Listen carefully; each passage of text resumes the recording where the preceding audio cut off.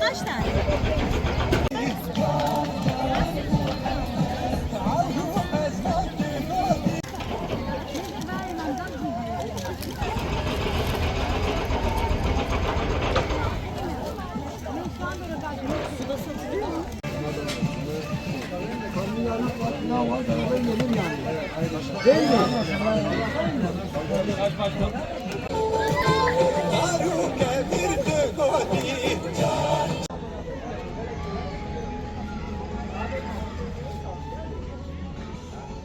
Nusaybin'de Umut Kebanı adına faaliyet göstermekteyim.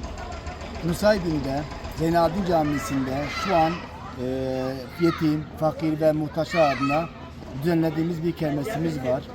Kermesimizde gönüllü ailelerimizin getirdiği yemekler, tatlılar, bunlardan gelen gelirle yetim ve muhtaçlara yardım etmeye çalışıyoruz.